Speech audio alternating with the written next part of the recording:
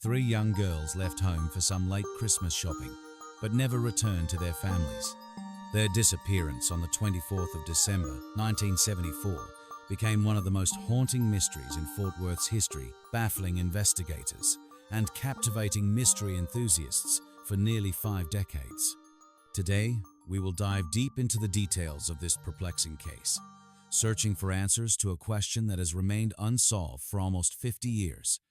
What could have happened to the 3 missing girls of Fort Worth? On the morning of the 23rd of December, 1974, 17-year-old Mary Rachel Trika received a call from her newlywed husband. She was informed that his 2-year-old son from a previous relationship would be spending Christmas at their home. Overjoyed and eager to prepare for the visit, Rachel decided to go on a last-minute Christmas shopping trip to Seminary South Shopping Center. She reached out to her longtime friend, 14-year-old Lisa Renee Wilson. Renee, who was supposed to attend a Christmas party with her new boyfriend at 4 p.m. that day, agreed to go with Rachel as long as they returned before 4 p.m. so she would have enough time to get ready. Rachel agreed, so Renee decided to stop by her boyfriend's house to inform him of the slight change in plans while Rachel got ready. During Renee's conversation with her boyfriend Terry, his 9-year-old sister, Julianne Mosley, overheard and decided she also wanted to go shopping. Excited, she asked if she could join, but she was told she would need her mother's permission first. Julie called her mother, Rayanne Mosley, and after some pleading, her mother agreed on the condition that she had to be home by 6 p.m. Since Renee had already planned to be back before 4 p.m., Julie was allowed to go. So, when Rachel arrived around noon to pick up Renee in her husband's car, Julie joined them, and the 3 girls set off together. From the Mosley home, their first stop was a surplus store in Fort Worth, where Renee picked up some layaway items she had been waiting for. After that, they headed to Seminary South Shopping Center, where several witnesses reported seeing them inside the mall. When the trio didn't return in time for the Christmas party Renee was supposed to attend with Terry, their families grew concerned. The Mosleys contacted the families of the other girls, and together, they rushed to Seminary South Shopping Center to search for them. Arriving around 6 p.m., they searched the entire mall but found no sign of the girls. The families continued searching throughout the evening and even stayed at the mall overnight. The next day, Rachel's husband, Tommy Trillica, received a letter claiming to be from Rachel. The note read, "I know I'm going to catch it, but we had to go. We're heading to Houston. See you in about a week. The car is in the upper lot of Sears. Love, Rachel." Following this clue, the families went to the parking lot, where they did, in fact, find the car. Inside, they discovered the shopping bags from the mall, suggesting that the girls had returned to the vehicle at some point in the early afternoon before vanishing. Despite the letter, the families refused to believe the girls had run away. Several details led them to this conclusion. First, the letter was addressed to Thomas Trillica rather than Tommy, the more affectionate name Rachel always used for her husband. Additionally, Rachel's name on the envelope appeared to have been misspelled. At first, the L had originally been written as an E and was later corrected to resemble an L more closely. Ultimately, the postmark on the envelope raised further suspicion.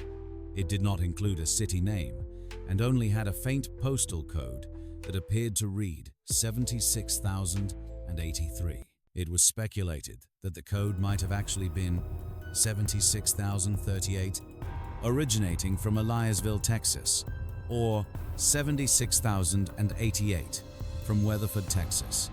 Interestingly, the number 3 seemed to be reversed, as if stamped manually, or it might have partially formed an 8. These inconsistencies only deepened the doubts surrounding the letter's legitimacy. If Rachel had truly run away, what were the chances that Renee and Lisa would have gone with her? Renee had been eagerly looking forward to attending the Christmas party with Terry, who had recently given her a promise ring. It seemed unlikely that she would abandon all of that without a word, especially since she had informed Terry before leaving for the mall. As for Lisa, a 9-year-old girl, she had little reason to venture far from home especially without her family's permission or knowledge. These considerations made the runaway theory increasingly implausible. All of these factors further reinforced the family's doubts about the authenticity of the letter. With no sign of the girls, the families contacted the police. The case was quickly handed over to the Juvenile Division of the Fort Worth Police Department's FWPD, Missing Persons Bureau, for investigation. Meanwhile, the families began distributing missing person flyers across the state and reaching out to newspapers nationwide. Before long, reports started coming in, and witnesses began coming forward. But despite these efforts, no breakthroughs were made. Eventually, leads began to surface, and witnesses started coming forward. In early 1975, a young man who claimed to be an acquaintance of Rachel stepped up and stated that he had seen the three girls at the record counter inside the mall just before they disappeared. Apparently, he and Rachel had noticed each other and had a brief conversation. The man also claimed that another person had been with the girls. Around the same time, some women's clothing was discovered in Justin, Texas, but it was determined that the items did not belong to the missing girls. In August 1975, investigator Swaim discovered that a 28-year-old man who had worked at a local store where Rachel had applied for a job before her disappearance had been making a series of obscene phone calls in the area. It was found that this man had used his position to obtain information from young women who had applied for jobs or were listed as references. 6 female job applicants had received obscene phone calls. Additionally, the man had previously lived in Rachel's parents' neighborhood, but had moved away just before Rachel got married. Ultimately, the investigation into this suspect led nowhere. In April 1975, Swaim traveled to Port Lavaca, Texas, with 100 volunteers to search beneath local bridges after receiving a tip that the girls had been murdered and taken there. However, no trace of the girls was found. A year later, 3 skeletons were discovered in a field in Brazoria County by an oil drilling crew.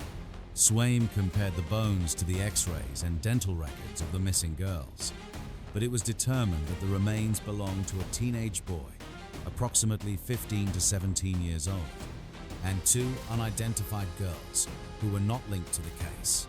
In March 1976, a psychic called one of the families and told them that the girls could be found near an oil well. For unknown reasons, search efforts focused on the small community of Rising Star, Texas, but nothing was ever found. In 1979, Swaim died from a drug overdose, and his death was ruled a suicide. Following his passing, all of his case files on the investigation were ordered to be destroyed.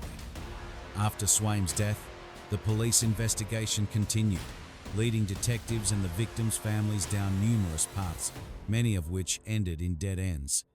However, each time, the results remained the same. No answers, no resolution, and no sign of the missing girls. The case remains a mystery to this day, with every lead ultimately proving inconclusive. In the spring of 1981, investigators were called to a location in Brazoria County after human remains were found in a swampy area. After a month-long investigation, authorities determined that the bones did not belong to the 3 girls. In January 2001, the case was reopened and assigned to homicide detective Tom Bocher, who believed that the girls had left the mall with someone they trusted. We can say that at one point, they were seen with an individual, but we believe more than one person was involved.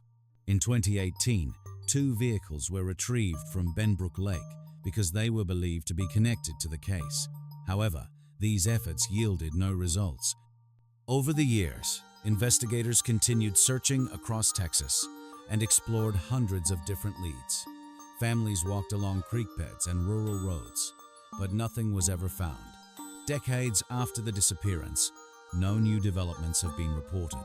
As a case that has stretched on for nearly 5 decades, countless theories have emerged regarding what might have happened to the Fort Worth missing trio.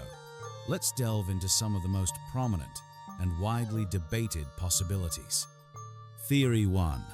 The runaway theory. This is one of the most popular theories, and it's easy to see why Rachel's husband received a letter claiming that the girls had run away. However, considering the problems with this theory that have already been discussed, it is perhaps the least likely explanation for their disappearance. Theory 2. The sister did it. Before Rachel and Tommy got married, Tommy had been in a relationship with Rachel's sister, Deborah. This history has led some to speculate that Deborah might have been involved in the trio's disappearance. Supporters of this theory point to several details as clues suggesting her potential involvement. The night before the disappearance, Deborah was with Rachel and Tommy, and the three spent the evening drinking and playing games late into the night. When Rachel received a call about her stepson visiting for Christmas, she originally planned to go shopping with Deborah. However, Deborah claimed she was too exhausted from the previous night and needed to rest.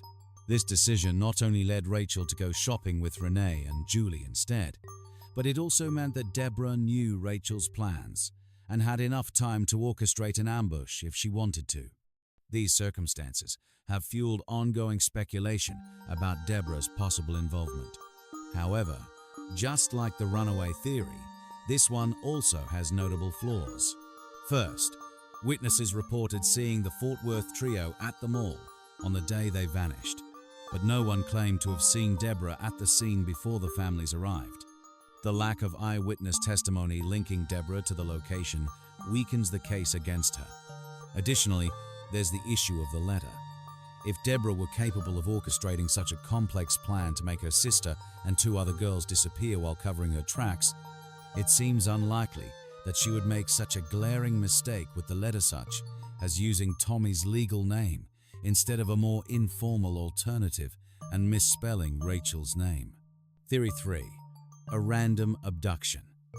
During the investigation, Swaim discovered a series of unusual phone calls made in the area surrounding Rachel's home. Upon digging deeper, he found that a 28-year-old man who worked at a store where Rachel had previously applied for a job had used his position to gather personal information from young women, including their references from job applications. Alarmingly, this man also lived in Rachel's neighborhood, raising the possibility that he had been stalking some of these women, potentially including Rachel, both over the phone and in person. And with all three victims being female, this theory seemed plausible. However, after further investigation, it was found that the suspect had moved out of the neighborhood some time before Rachel got married. With little evidence to suggest he had actually stalked Rachel or even contacted her, this lead was not pursued much further. What is the most likely scenario? An organized crime abduction. Several details from the investigation suggest that the trio may have been abducted by an organized group. One particularly compelling account came from a witness who claimed to be an acquaintance of Rachel. He reported seeing the trio at the mall and even speaking briefly with Rachel. According to his testimony, the girls were accompanied by another individual. However, he did not mention noticing anything that suggested they were being held against their will. At the same time, another woman came forward, claiming that she had seen the trio being forced into a yellow pickup truck near the shopping mall. Years later, another witness shared a similar but slightly different account. He recalled seeing a girl being forced into a truck. When he attempted to intervene, the man responsible aggressively dismissed him, insisting it was a family matter and warning him to stay out of it. These reports, though varying in details, added weight to the theory that the girls may have been abducted by someone who had carefully planned the crime to avoid suspicion.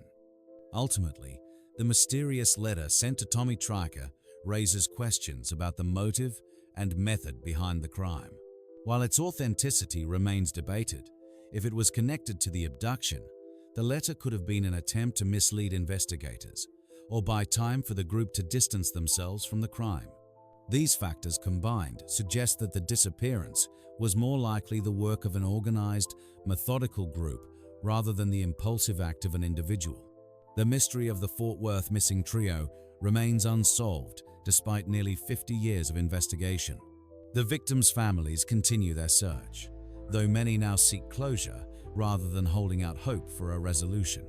The unanswered questions and lack of concrete evidence have left a lasting wound not just for the families, but for the entire Fort Worth community. A disappearance in the middle of a busy shopping mall, with so many people around, yet 50 years have passed without answers. What remains is the waiting and the enduring pain of those left behind.